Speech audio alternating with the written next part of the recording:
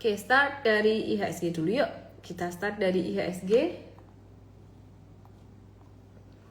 IHSG kita lihat di sini teman-teman, turun hari ini. Penurunan didorong semua saham, practically hampir semua saham, terutama saham big banks, BMRI. Dan aku akan menjawab pertanyaan kalian, hari ini turun kenapa ya. BMRI turun, terus BBRI ini juga turun, dan turunnya hampir mendekati support terkuatnya di sekitar 3550.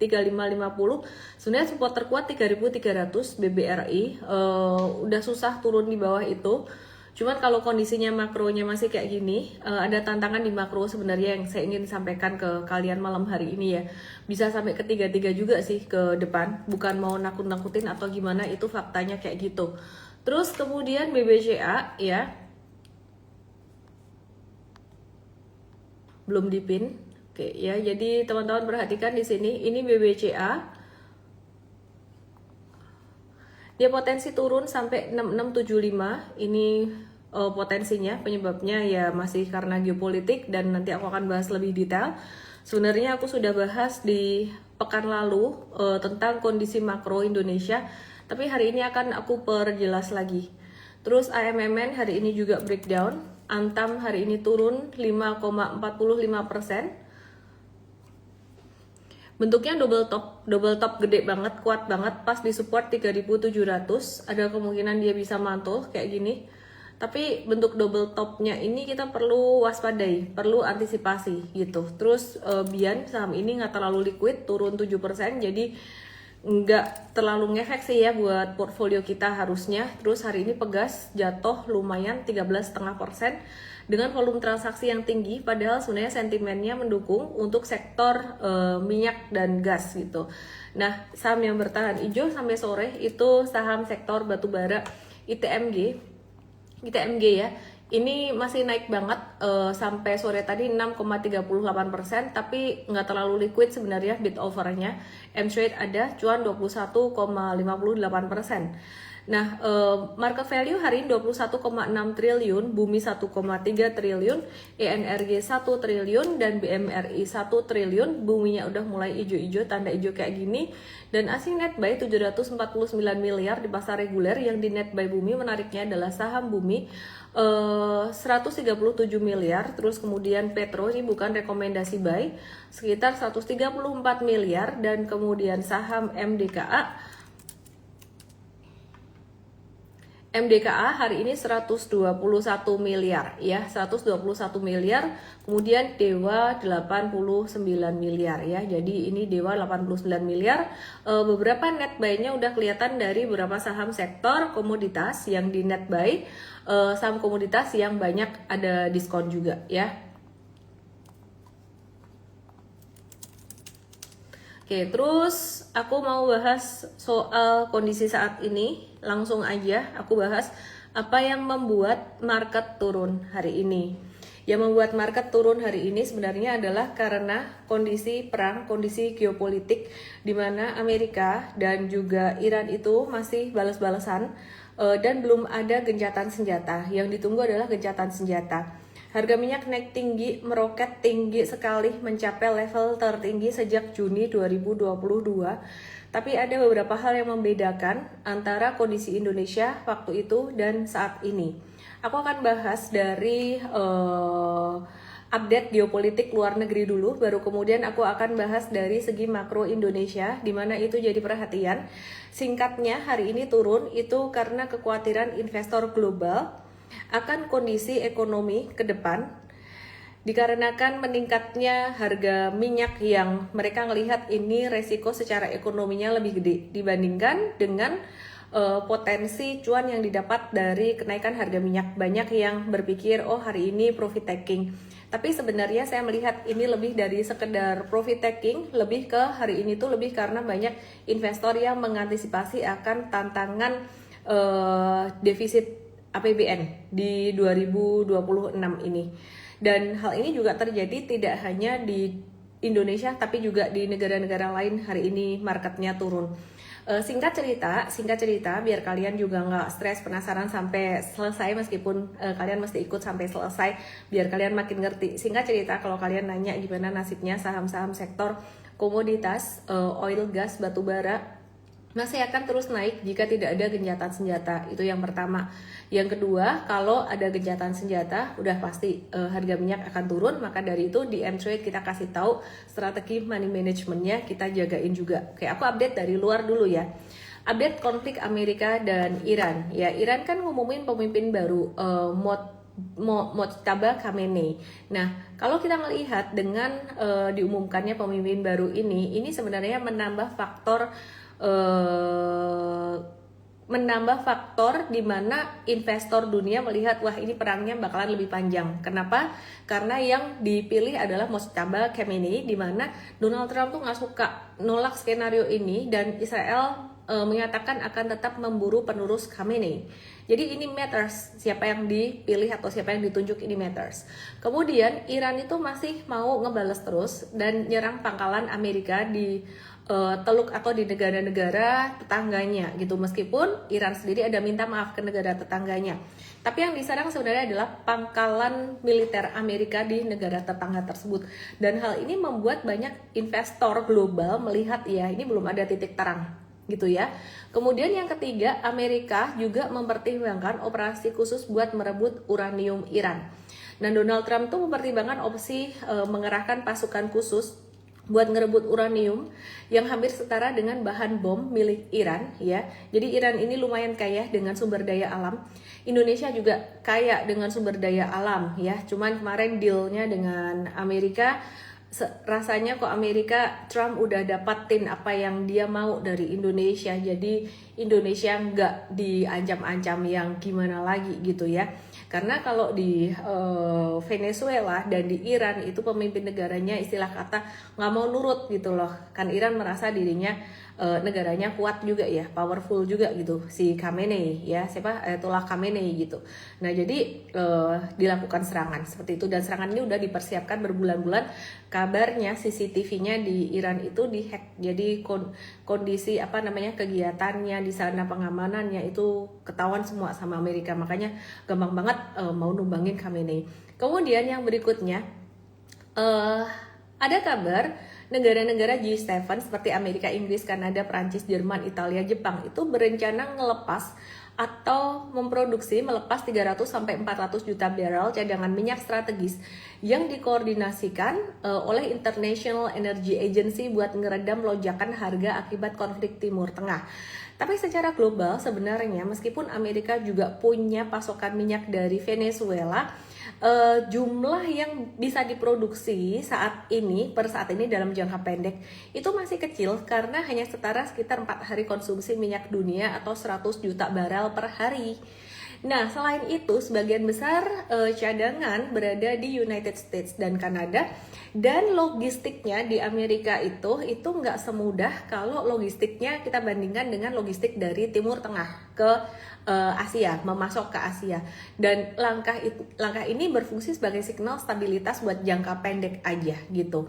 Bisa sebagai stabilitas buat jangka pendek, dan ini membuat harga minyak ya teman-teman yang di tok-tok yang di YT, kalau bisa lihat di Igoi aku sempat agak turun. Jadi harga minyak tuh pagi hari dibuka di 99, kemudian sempat mencapai level tertinggi di 119, kemudian turun lagi 101 karena sentimen ini gitu ya. Nah, tapi sebenarnya kalian tahu nggak sih, Amerika ini jungkir balik nyerang Venezuela, nangkep Maduro, kemudian nyerang Iran, dan masih ada beberapa negara lain yang sebenarnya ditarget oleh Amerika. Beberapa di antaranya yaitu Kuba, Greenland, dan negara-negara lain. Kalian tahu nggak sih benang merahnya apa? Aku udah pernah bahas ini di konten aku, di salah satu reels aku yang lumayan viral juga gitu ya, lumayan ramai juga. Penyebab utamanya adalah sebenarnya sasaran utamanya itu China. Jadi Amerika tuh tahu banget China ini mendapatkan sumber daya alam dari mana. Nah, China ini kan neken Amerika dengan rare earth. Jadi Amerika butuh rare earth, kemudian ditahan-tahan sama China, kemudian Amerika merasa kalah sesaat, oke, Trump seakan-akan oh ya udah jadi baik, ya maaf ya apalah itu Xi Jinping teman saya gitu. Tapi sebenarnya enggak, dia lagi merencanakan sesuatu yang lain di mana yaitu tadi negara-negara yang menyuplai komoditas ke China gede itu contohnya Iran itu 90% ekspor minyaknya ke China, Venezuela itu 68% minyaknya diekspor ke China. Nah, kalian tahu nggak sih bahwa di China itu 50% minyaknya, saya coba cek satu data.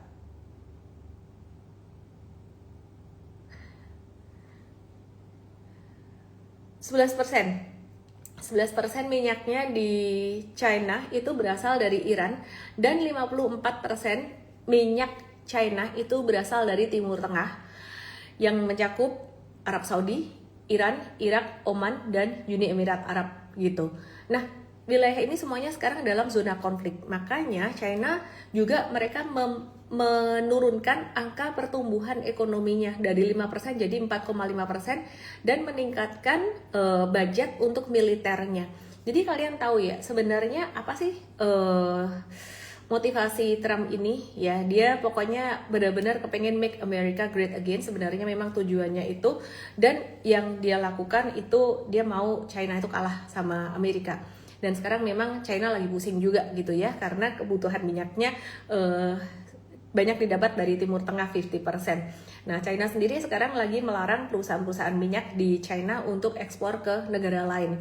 Dengan seluruh dunia melihat situasi yang masih memanas seperti ini, belum ada gencatan senjata, di mana Trump akan melakukan gencatan senjata jika dia melihat posisinya agak-agak kalah. Jika China, Rusia itu bersatu ya, China, Rusia itu bersatu ngebantu Iran ya, itu Amerika bakalan mempertimbangkan, bakalan melakukan gencatan senjata. Nah, sekarang tuh belum.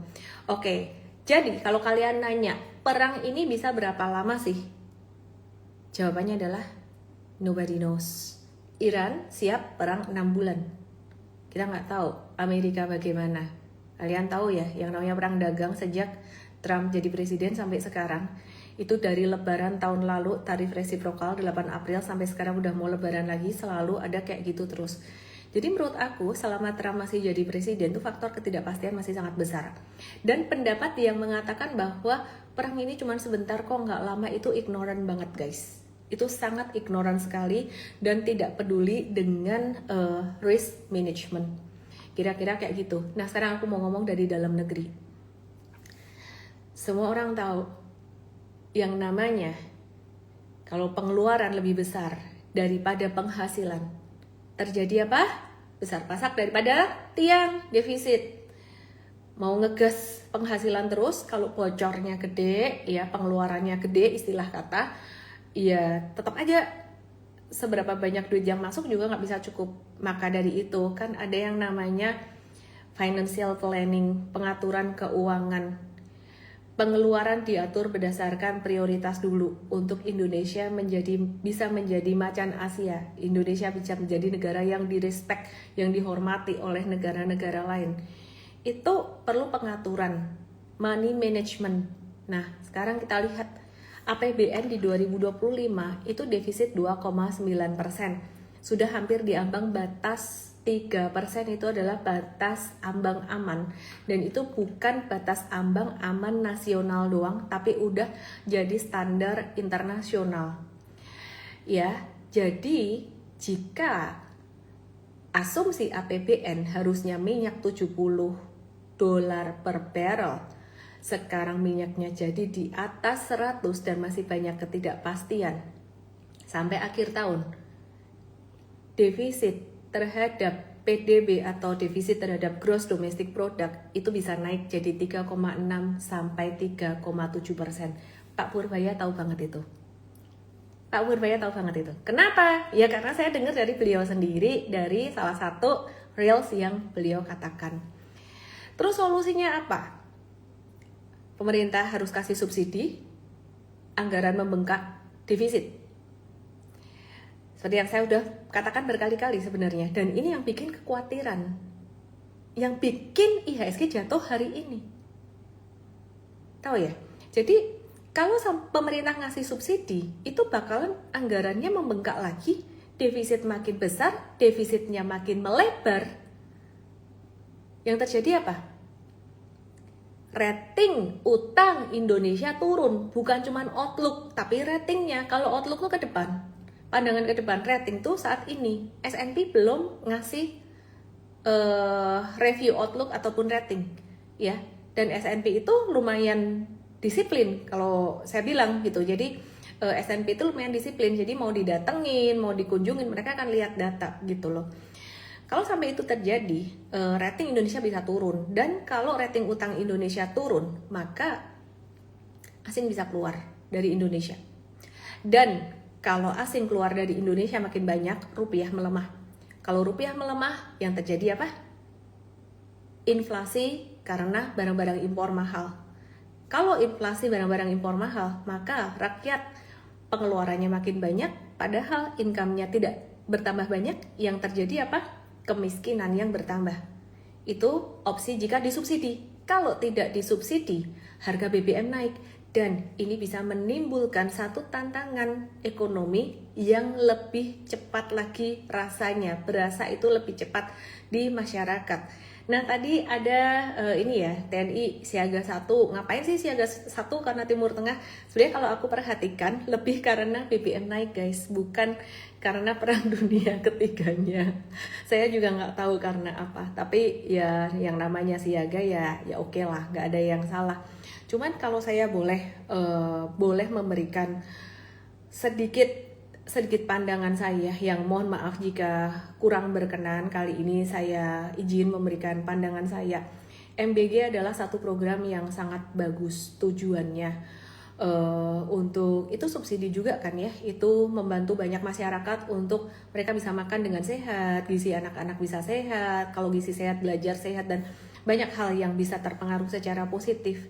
Cuma sepertinya kali ini ada yang perlu diprioritaskan dan Pak Purbaya tahu itu. Dan saya melihat di salah satu speech beliau di satu event, saya melihat beliau bilang ada kemungkinan MBG akan diiniin, tapi beliau kembali meralat, ya tapi MBG ini bagus, tapi ya ada kemungkinan.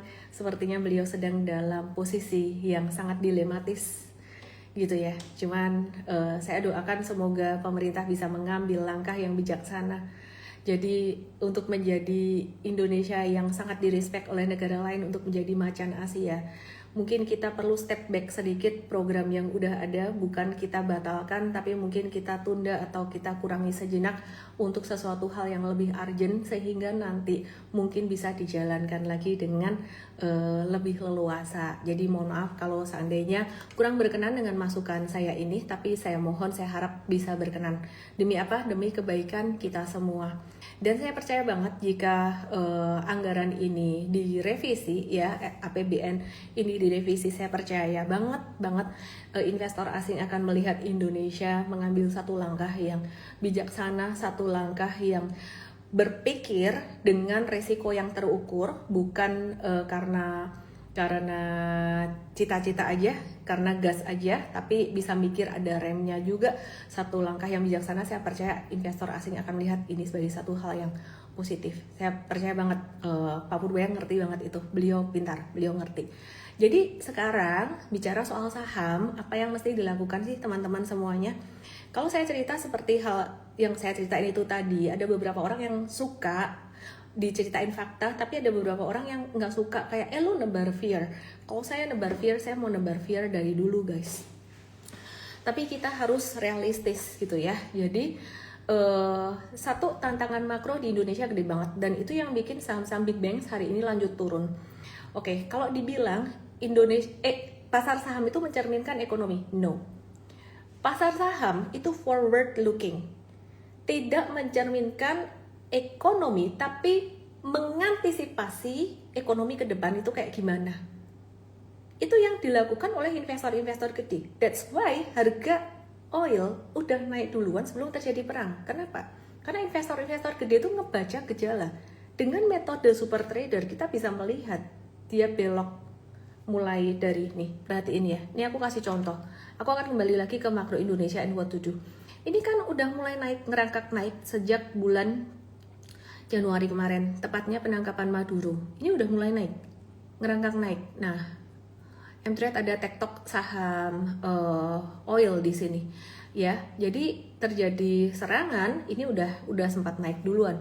Nah, itu yang terjadi pada pasar saham Indonesia dan di pasar saham seluruh dunia, pasar komoditas itu sifatnya forward looking. Jadi ngelihat potensi apa yang terjadi di depan itu yang dicerna oleh market, dan market akan bertindak berdasarkan antisipasi, bukan berdasarkan apa yang sudah terjadi, nggak lagging. Iya, Pak Purbaya tadi waktu jalan-jalan di pasar beli gamis, ya saya sih senang beliau menenangkan banyak orang ya, sangat menenangkan sekali, bilang ya kan Indonesia belum resesi gitu ya, kok udah ditakutin, kok udah turun. Tapi mau gimana faktanya ya kayak gitu. Saya percaya beliau tuh sebetulnya ngerti kok, cuman lagi dilema aja. Beliau dulu orang market juga ya, sangat percaya sekali gitu loh. Jadi ya memang market kayak gitu, belum resesi tapi sudah merespon, dan itu bukan cuma Indonesia. Kalian jangan bersedih, wah jadi warga plus 62 Konoha, enggak, di Korea juga turun ya. Jadi merespon ini semua. Oke, sekarang saya mau masuk ke dalam kesimpulan yang kecil-kecil dulu ya. Satu lagi yang kalian perlu waspadai ya. Rupiah itu tertinggi sepanjang sejarah 17.015 di data chart TradingView, tapi kenyataannya kalau kalian ke money changer, apalagi money changer bandara, itu pasti jauh lebih mahal daripada itu. Kalian tahu nggak di APBN itu rupiah asumsinya di angka berapa terhadap USD? 16.500, harusnya dijaga di angka itu terus. Tapi kenyataannya udah berkali-kali sampai 17.000, dan aku ngelihat kayak wah ini bakalan bisa lebih tinggi dari itu. Sorry, bukan mau nakut-nakutin atau apa, kita ngomong realistis aja. Oil asumsi 70 jadi 100, rupiah asumsi 16,5 jadi 17. Realistis aja guys. Itu yang bikin saham-saham banking turun. Aku mau kasih beberapa persepsi kesimpulan. Satu, saham banking, kalau kamu memang time horizonmu buat jangka panjang banget, buat kayak 10 tahun, 5 tahun, 5 tahun lah, nggak usah 10 tahun lah, kamu mau nabung saham banking, ini tuh memang lagi murah banget, tapi jangan harap dia akan balik cepat. Kapan dia akan naik? Kan view-nya dari luar tuh ngelihat ya, kebijakan tentang anggaran ini tadi, potensi defisit makin melebar, apalagi harga minyak naik, masih ada program-program yang tadinya diprioritaskan dan sekarang masih berjalan, belum direvisi kayak gitu kan. Itu yang bikin salah satunya ya.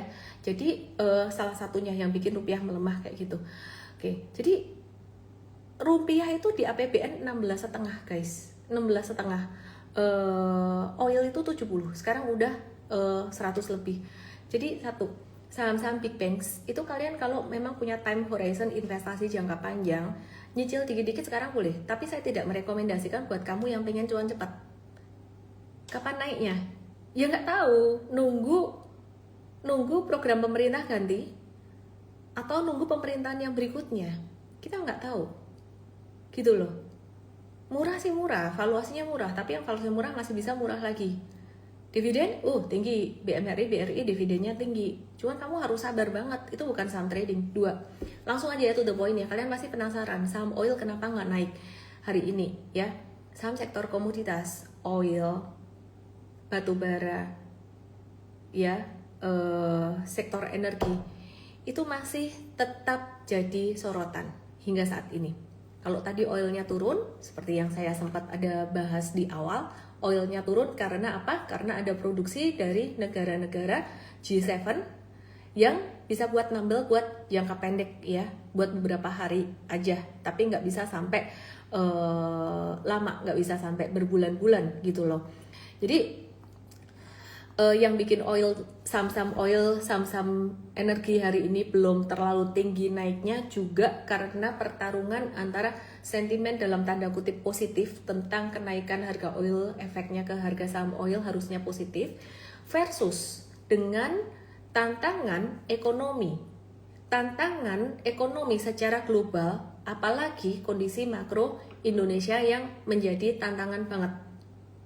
Nah, itu diversuskan, mana sentimen positif, mana sentimen negatif. Ternyata kekuatannya, impactnya masih lebih besar sih sentimen negatif. Sehingga investor-investor gede banyak yang menahan diri. Di Indonesia ada ketambahan sentimen negatif lagi, yaitu mereka yang masuk ke daftar pemegang saham 1% kelihatan namanya beberapa mereka mulai jual-jualan. Ya, mereka nggak terlalu suka untuk terlihat seperti itu. Saya nggak tahu kenapa juga. Ya, orang namanya ada yang low profile. By the way, update sedikit untuk saham Amerika, bukan cuma Indonesia. Pagi hari di Amerika maksudnya, jadi malam hari ini saham-saham perbankan di Amerika turun. Dan itu sangat wajar sekali. Jadi fokus market saat ini untuk saham sendiri, ini saham-saham non-sektor energi itu yang masih lebih berisiko. Gitu ya. Nah, sektor energi itu masih mendingan tuh masih ada potensi untuk naik gitu. Hanya saja garis bawahi highlight penting banget. Kamu harus tahu tantangannya adalah satu tantangan atau kabar baik ya. Gencatan senjata. Jika terjadi ceasefire atau gencatan senjata, maka itu harga minyak, harga komoditas bisa langsung turun. Nangkep? Bisa langsung turun. Itu satu. Kemudian dua, jika produksi minyak adalah di mana tiba-tiba produksi minyaknya bisa banyak, bisa ngecover. Tapi kayaknya ini kemungkinannya kecil karena dari Amerika dan Kanada itu juga mau ngirim minyaknya juga agak susah rutenya gitu. Dan nggak bisa secepat itu, nggak bisa semasif dari Timur Tengah juga gitu ya. Jadi kalau misalkan produksi minyak meningkat, itu harga minyak bisa turun juga. Tapi menurut aku itu kemungkinannya kecil. Oke, sekarang kita lanjut ke saham-sahamnya. Kita lanjut ke saham-sahamnya. Defisit APBN itu momok banget guys. Dan kayaknya semua orang udah pada pintar, kalian juga udah pada ngerti, harga BBM juga udah naik sekarang ya. Oke, mari kita lihat ya. Kita lihat langsung aja. Ini saham, ini harga minyak. Tadi sempat naik tinggi, terus kemudian turun ya karena ada produksi dari negara-negara G7 itu tadi. Terus ini WTI crude oil tadi sempat naik dan turun, so that's normal. PT Medco Energi International turun ya, volumenya nggak terlalu signifikan. Kita ada masuk juga untuk yang jangka pendeknya, jangka menengahnya kita masih ada modal atau review buy di 6 Februari di 1480. Ini ada potensi dia kayak gini 1650, terus kemudian dia bisa mantul naik gitu ya. Terus kemudian Elsa, jadi istilah kata ini malah sebenarnya kesempatan buat teman-teman yang mau ngumpulin saham-saham sektor energi tapi belum punya barangnya gitu ya, belum punya barangnya. Jadi tapi tetap ya, money management tuh harus tetap dijaga. Yang di M-Trade diajarin money management di M-Trade Academy, kalian mesti tontonin ya, karena tantangannya itu tadi, kalau misalkan ada gencatan senjata harga minyaknya bisa turun ya. Terus kemudian di sini Elsa bisa sampai level 800 atau 820. Normal correction, kita ngelihatnya masih normal correction karena harga minyaknya masih naik banget. Terus kemudian kita ngelihat untuk saham ENRG-nya tadi juga turunnya lumayan ya, turunnya lumayan banget. Ini supportnya pas banget di area, sekarang pas banget di area support sekitaran 1675-an, dan ini masih ada potensi pantulan Bapak Ibu ya, jadi masih istilah kata tuh dikasih retracement lah gitu. Terus kalian kalau misalkan berpikir lagi, kok bisa ya kalah sama sentimen negatif tantangan ekonomi makro, berarti tantangan ekonomi makro itu benar-benar menjadi perhatian banget buat investor gede.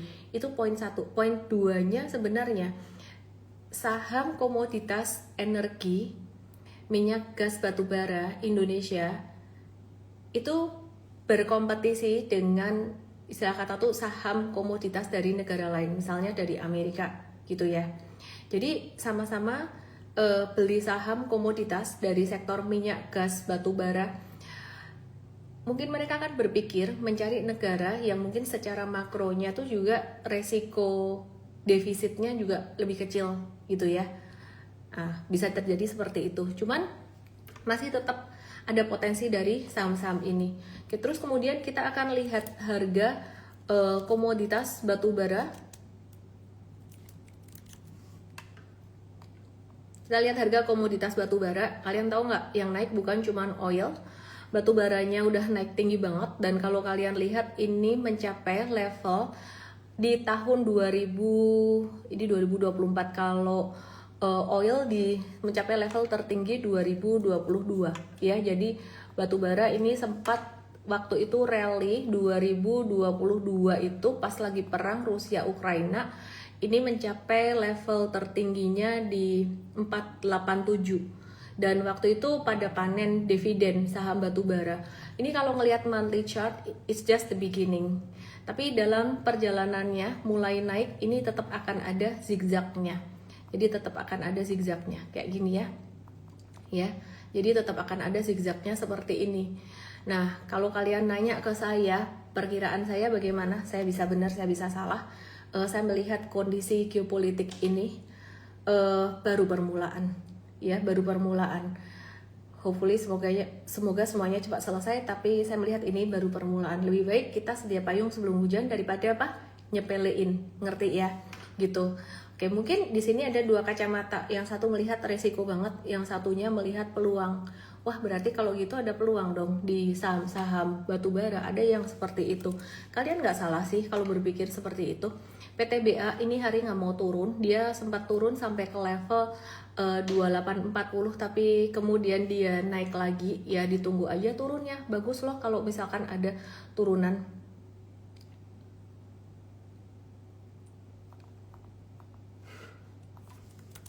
Oke, breaking news just updated. Fitch rating baru aja diupdate sama tim aku, baru aja detik ini, Miss, ada update baru keluar malam ini. Update baru dari Fitch rating nge-downgrade outlook saham banking, Bank Mandiri, BRI, BNI, BBCA saya lagi cek ya. Outlooknya dari stable ke negatif.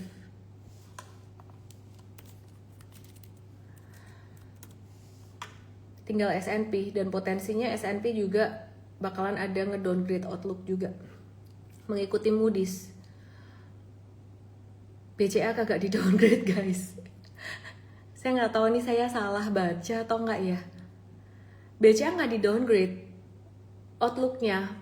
Bank Mandiri, BRI, BNI itu di downgrade. Exim Bank juga. Jadi LPEI beroperasi sebagai lembaga yang fokus pada peningkatan ekspor Indonesia. Oke. Rating masih sama, outlooknya dari stable ke negatif, rating tetap BBB atau triple B. BRIS nggak di downgrade guys. Jadi BSI itu atau BRIS beda karena ratingnya lebih ditentukan oleh kekuatan bank itu sendiri atau viability ratingnya, bukan dari dukungan pemerintah. Jadi outlooknya BSI itu tetap stable ya. BSI itu sebenarnya cukup bagus juga, kemarin kita sempat tradingkan juga, tapi karena ada rotasi sektoral ke sektor komoditas, kita waktu itu exit gitu. Thank you so much update-nya. Oke. Jadi sampai mana tadi? Oh, PTBA ya, sebelum update dari Fitch ya. Oke, jadi PTBA hopefully malan ada retracement sampai 2750, kalian baru boleh masuk yang belum punya barang.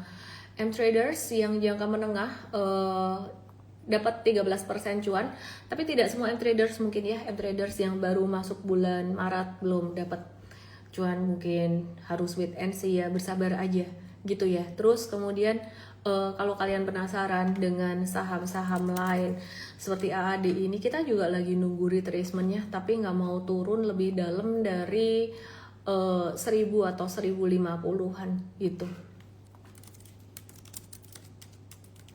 Oke, so it's really beautiful. Sebenarnya ini beautiful. Terus kemudian ADRO juga kita lagi, tadi kita ada masuk sih pas dia turun. Ada review buy. Ya, terus kalian jangan ikut-ikutan karena di M-Trade kita ada ngatur money management, kita punya M-Traders, terutama yang ngikut morning briefing. Kalau nggak ngikut morning briefing, ya mesti ngikut ya teman-teman, kan udah beli layanannya, masa nggak dipakai, terutama M-Trade Academy. Oke, terus kemudian yang penasaran dengan saham Bumi ini pas kena banget low-nya di 212. Kita ada trade Bumi sekali, 2 kali, dan kena stop loss belakangan ini Sebelumnya kita cuan 3 digit di bumi ya, jadi belanjaan tahun 2025 kemarin. Sedangkan bumi saat ini kita lagi watch lagi. Pas jangka pendek kemarin kita ada kena cut loss 2 kali. Cut loss bukan satu hal yang tabu. Jadi kalau disuruh kasih lihat ya dikasih lihat dong. Ya, ini jangka pendeknya sempat profit taking, jangka menengah juga profit taking, sempat 3 digit profit taking. Kemudian sempat ada stop loss 2 kali di sini. Kita lagi watch lagi di sini gitu. Tapi kita masih lebih suka saham yang tadi saya bilang, 2 sebelumnya yang saya bilang di situ. Oke, terus kemudian bagaimana dengan MBMA? Banyak yang nanyain juga, sektor ini sebenarnya masih menarik juga. Dan kalau kalian perhatikan,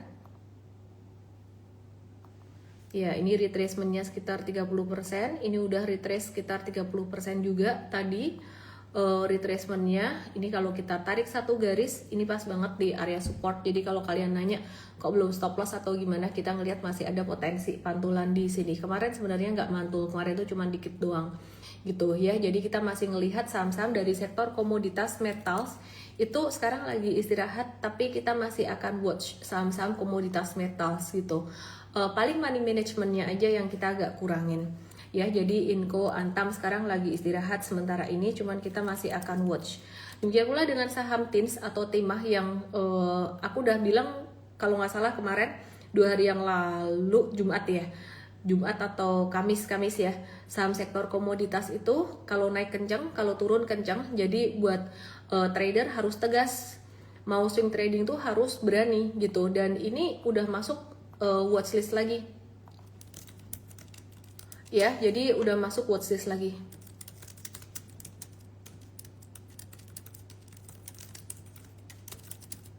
Oke ya, udah masuk watchlist lagi. Kira-kira kayak gitu. Oke, terus kalau kalian penasaran juga dengan beberapa saham yang lain, tadi Medco Energi Elsa kayaknya udah aku bahas. Ini loh ada temen yang WA aku, hapus MBG katanya. MBG kan program bagus ya, mungkin tinggal diatur prioritasnya aja dan timingnya kali gitu. Hahaha katanya, ketawa. Jangan dihapus, diatur aja timingnya, prioritasnya. Elsa dekat support bisa di watch, oke ya? Sudah disampaikan dengan lembut. Kan niatannya juga baik sebenarnya, mungkin saat ini ada yang perlu lebih diprioritaskan. Kemudian jadi lupa apa tadi ya, bahas MBG jadi lupa. LSIP rawan profit taking jangka pendek. Kalau ada profit taking dulu. TAPG Triputra ya, Triputra ini rawan profit taking juga jangka pendek. Mau update dikit, ESA ini Pak Teddy P. Rahmat, Theodore P. Permadi Rahmat, katanya sih jualan 42,2 juta saham pada tanggal 5 Maret. Nggak ada yang signifikan sih di 5 Maret malah hijau gitu. Terus kemudian grup ADRO kompak merilis laporan keuangan, net profitnya AADI, ADMR, ADRO pada turun nih. Kenapa? Tapi harga sahamnya naik karena forward looking guys, karena melihat potensi ke depan dari sektor ini bakalan bagus, makanya naik. Ya, jadi nggak cuma melihat kondisi saat ini pasar saham kayak gitu, jadi bukan melihat kondisi ekonomi saat ini gitu. Oke, terus kemudian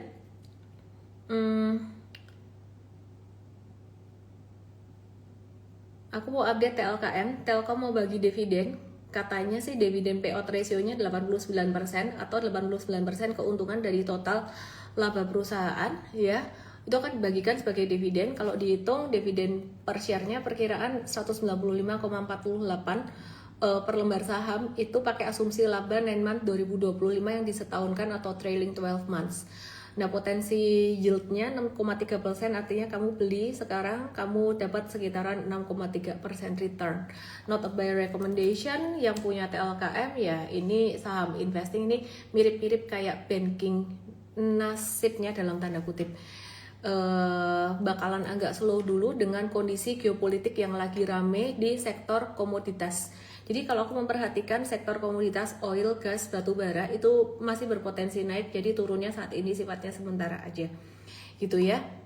Cuman money management tetap dijaga, antisipasi ada gencatan senjata. Oke, terus kemudian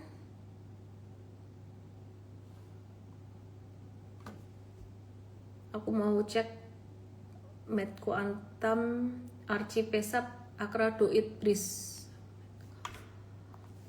Hahaha. Medco. Udah tak bahas tadi. Pertama banget, Antam double tops gede pas di support ya di watch sih, tapi kita harus hati-hati sih sebenarnya jangka pendeknya. Oke, terus Archie, oke teman-teman, tanggal 15 Maret jam 10 pagi hari Minggu ada webinar basic super trader. Sebenarnya ini kita tunjukkan untuk M traders kita, tapi kalian yang non M trade boleh ikut ya, boleh ikut. Langsung aja DM saya BST, B for basic ya, BST, nanti akan dikasih infonya sama tim saya untuk bagaimana caranya bergabung. Oke ya, kayak gini. Archie pas di support, jadi saham-saham metal lagi pada di support saat ini. Jangan takut untuk saham-saham sektor komoditas. Yang paling penting kalian realistis, yang paling penting nominal dijaga dan bukan asal trading jor-joran. Breeze ini sebenarnya dia tuh bagus dan enggak di downgrade loh outlooknya sama Fitch ya. Buat yang kalian punya Breeze sempat buy breakout, M-Trade udah jauh, udah cut loss di 3 Maret mau nggak mau cut loss atau jual BEP sih Breeze. Kita coba cek.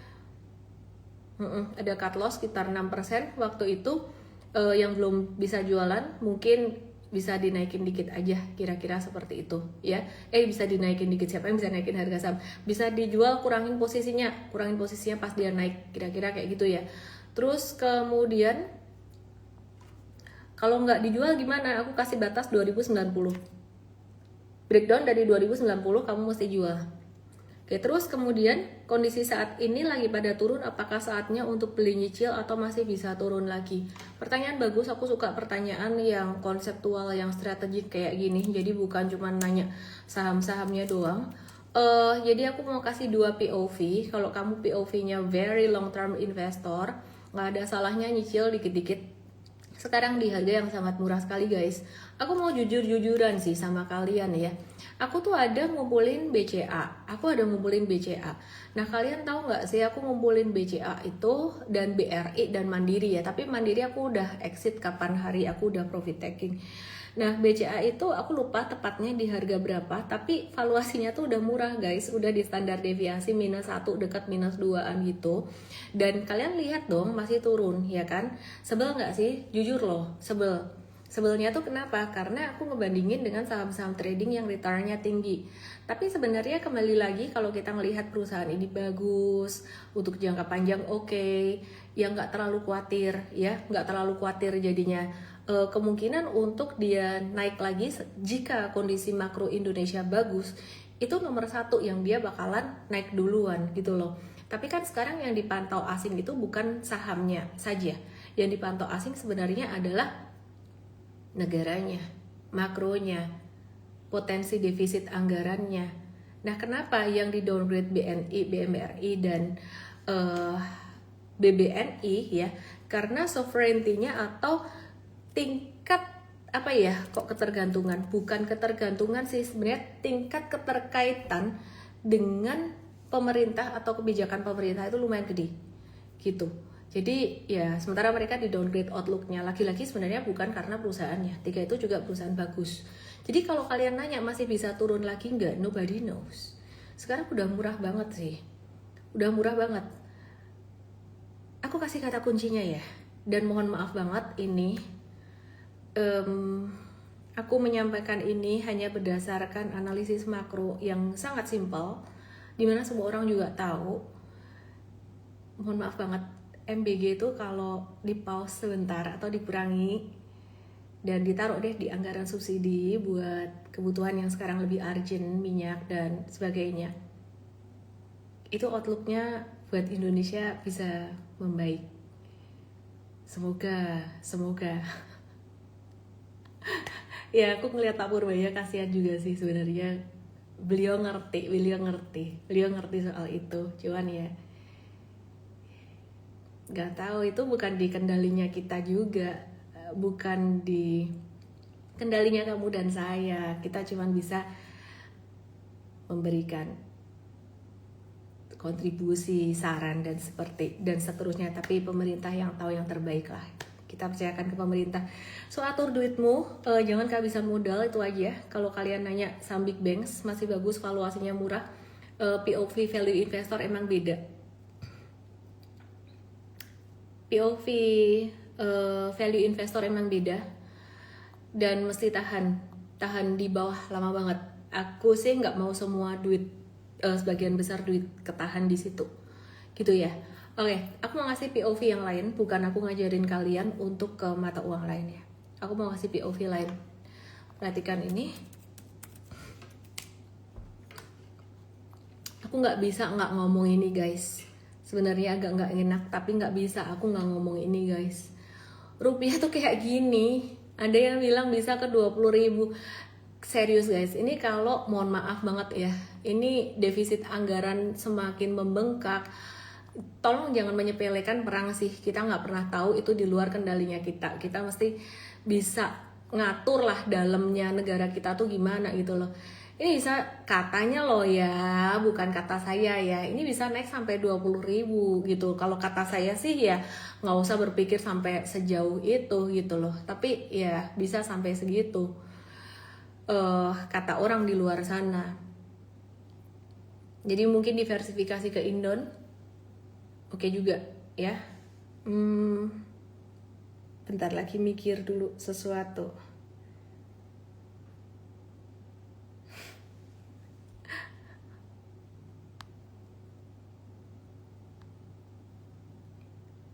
Aku mau jawab saham-saham aja lah.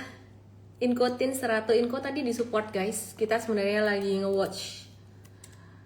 Ratu ini juga diuntungin sebenarnya dari kondisi geopolitik saat ini di sektor ini. Cuman kita watch ya. Jadi Ratu, Bumi itu saham-saham konglo ketambahan sentimen MSCI lagi transparansi, lagi rapi-rapi.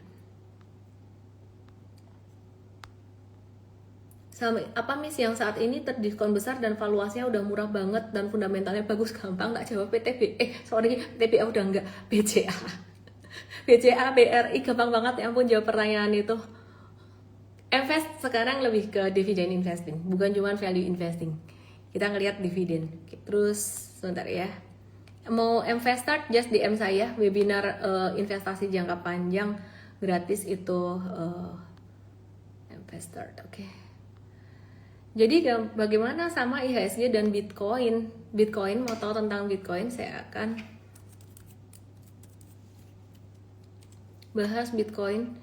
Surprisingly, Bitcoin lagi bottoming.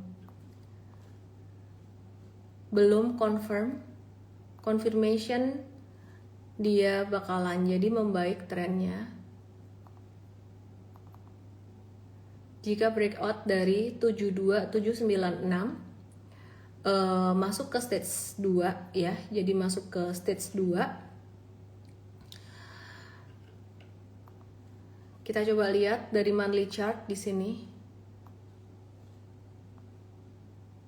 Kita lihat dari monthly chart di sini.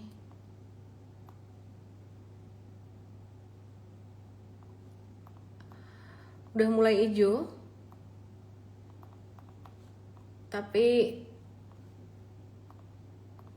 kalau bisa dapat di ini aku gambar ya yang di TokTok yang di YT ke Igoi aku Alan Menders for Official.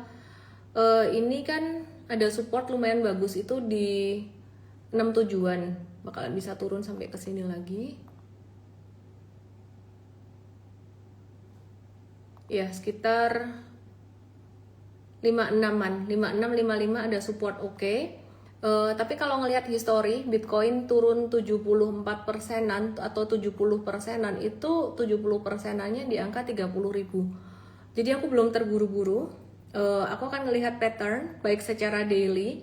Secara daily itu batasnya di 73 462. Kalau breakout dari sini ya itu confirm untuk jangka pendek bisa berpotensi naik gitu. Sebenarnya Bitcoin ini pergerakan kripto ini relevan juga dengan pergerakan makro. Jadi kalau likuiditas bertambah, ada cetak uang, suku bunga diturunin, itu Bitcoin bisa naik, kripto bisa naik. Tapi sekarang kayaknya masih belum ya. Jadi big trendnya masih arahnya turun, jangka pendeknya sideways. Aku buka komen, aku mau cek-cek pertanyaan kalian.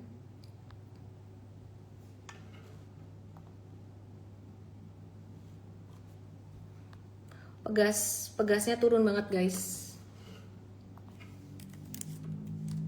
Volumenya gede. Kalau ditanya kenapa aku juga nggak tahu. Yang jelas ini udah patah, jadi cowok aja. Sementara Pegas kita jangka menengah udah jual 4 Maret. 4 Maret itu hari apa ya? Hari Rabu. Hari Rabu waktu itu ada apa dengan 4 Maret di sini? 4 Maret di sini turun. Jadi kita udah jual waktu itu ya. Jadi ini sementara kita avoid dulu. Jatuhnya volumenya gede. Yang di TokTok yang di ETH langsung ke Igoy. Aku _official. ITMG sih kalian kalau mau profit taking jangka pendek oke. Simpan buat jangka menengah jika modalnya di bawah. M-Trade punya di 23300. Maksudnya M-Trade review by 23300. So that's okay. Gold arahnya mau kemana? Harga emas dia arahnya masih bisa naik, ini sideways masih bisa naik. Minyak Indo aman lewat Selat Hormuz. Selat Hormuz kan lagi ditutup ya. Nggak bisa dibilang aman juga sih, ketahanan cuma buat 20 hari guys. Sekarang udah perang masuk ke hari ke-9 gitu ya. Terus emas perak sedih juga, kok sedih. Menurut Miss apakah emas bakal turun lagi? Kayaknya turunnya nggak bakalan banyak deh. Karena kondisinya lagi kayak gini, biasa ketidakpastian itu minimal dia sideways sampai 5.000. Kalau turun pun gold spotnya sampai 47-an, 46, 47, nggak bisa sampai di bawah banget. BRMS oke. Aku bersihin semuanya, lagi disupport banget guys. Paling ini ada pantulan. Jadi ini saham-saham mineral, saham-saham metals lagi disupport semua. Cuman agak riskan sih masuk BRMS ini. Ada potensi nggak sih kalau dia turun kasta dari MSCI turun kasta gitu? Mungkin, kita nggak tahu ya. Jadi termasuk saham Konglo. Kata Bahlil aman Mei, amin. Kata Bahlil aman karena Indonesia dapat pasokan dari Venezuela. Kata Pak Erlangga sih sebenarnya. Amin, amin aja, amin aja. Kalau aman, kalau yakin aman sih sebenarnya nggak akan ada siaga 1 TNI tadi ya. Saya juga nggak tahu deh. Amin aja lah ya. Hal-hal yang baik kita aminkan sambil tetap waspada. Pegas baik di 2100 apakah masih kemahalan? Hari ini jatuh volume gede guys. Pelajari di M-Trade Academy itu kalian jadi tahu ini turunnya bagus atau nggak bagus. Hari ini turunnya kurang oke. Jadi kalau ada pantulan itu buat ngurangin barang aja. Oke, Harum disupport guys, disupport ya. Jadi Harum ini termasuk yang kita watch juga, saham-saham sektor commodity metals. Kita lagi watch dia, turunnya udah lumayan banget. Kita lihat yuk harga metals yuk, harga nickel futures yuk. Lagi sideways aja, just normal sideways. Kalau US collapse dampak ke Indo gimana ya? Boro-boro US collapse dampak ke Indo gimana? Mikirin Indonya dulu gitu loh.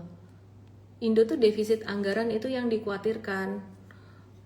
Aku sih ngebayanginnya, kalau kalian ngerti makro sih ngebayanginnya serem sih. Sorry ya, bukan gimana ya. Zaman 2022 itu terjadi perang Rusia Ukraina. Harga batu bara tuh juga naik, harga komoditas energi tuh naik. Tapi Indonesia tuh secara keuangan tuh dijaga banget, disiplin, jaga banget gitu loh. Jadi ya waktu itu nggak sampai kibak-kibak gimana, bisa cuan dari saham komoditas dan secara ekonomi Indonesia juga masih terjaga. Sekarang iya, kalau nggak ada perubahan sih riskan. ADRO ya kita lagi watch potensi 2250, ada pantulan seperti ini. Aduh, Arisya, Rendra, BRI, BMRI, BNI, please potensi turun. Baru aja di downgrade outlooknya. Sama Fitch baru aja berita fresh malam hari ini. Ya, energi udah aku bahas. Miss AMMN harga saat ini oke kah? Sektornya sih sekarang lagi banyak di support, lagi di watch. Tapi AMMN kayaknya nggak dulu. AMMN saat ini nggak dulu. Amit-amit kalau turun kasta, haha, apa tuh? Roysan, Arwan. Lagi nungguin BBNI turun lagi soalnya udah tahu dividen per share-nya berapa. Setuju sih. BNI, BMRI, BNI itu dividennya gede. Jadi kalau mereka turun lagi, makanya aku bilang ya ini POV trader atau POV investor. POV dividen investor, mereka bakalan seneng sih. Jadi bisa cuan 9 bahkan sampai 10%-an gitu. Tapi kalau POV-nya trader, ya gimana? Beli untuk dividen investing pas turun guys, pas turun-turun kayak gini, bukan pas naik. Bul tolong pencerahannya, bahas Indi. Salah.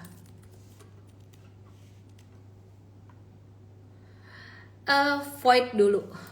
Lihat chart kurang oke. Indi lagi di support juga, ada potensi mantul. Amin aja deh. Oke, kata siapa nih, Riyadi, amin aja. Coba breakdown guys, avoid please.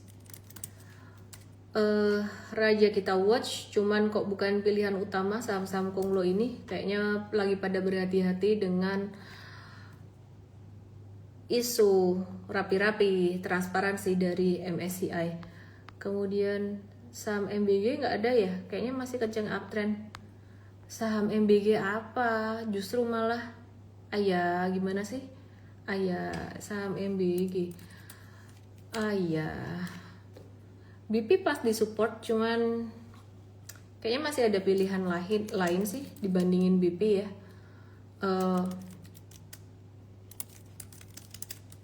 Oke. IMC, oke, GGRM. Udah deh guys, kesimpulan guys. Situasi, kondisi makro, tantangan makro masih sangat besar sekali. Potensi defisit anggaran masih sangat melebar, masih berpotensi melebar jika tidak ada revisi dari APBN 2026. Bakalan ada downgrade terus dari luar. Mereka melihat tantangan itu. Dan baru aja 3 saham big banks BMRI, BNI, BRI di downgrade outlooknya oleh Fitch, bukan karena mereka bertiga jelek, tapi karena sovereignty, keterkaitan dengan pemerintah lumayan besar, dan memang itu faktanya. Tapi ada juga yang malah seneng kalau harga saham 3 itu turun karena dapat dividen tinggi. Sementara trading masih di sektor komoditas dan jaga money managementnya diajarin di M-Trade Academy. Jangan lupa ya teman-teman yang udah join M-Trade, nonton M-Trade Academy. Terus join webinar Basic Super Trader tanggal 15 Maret 2026. Itu aja sih, dan semua yang saya sampaikan malam hari ini karena kita semua sayang Indonesia dan mau Indonesia baik-baik saja. Mohon maaf jika ada yang kurang berkenan. Semoga bisa memberikan kontribusi yang lebih baik buat Indonesia. Bumi udah dibahas, Billy, buat kamu karena kamu rajin nonton. Aku bahasin Dewa.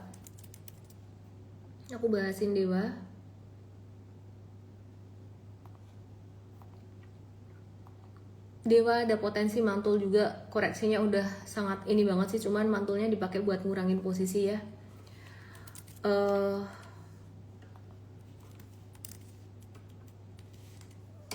Temas nggak dulu, banyak yang mengaitkan ditutupnya Selat Hormuz sebagai sentimen positif untuk sektor perkapalan, tapi chart tidak mengkonfirmasi.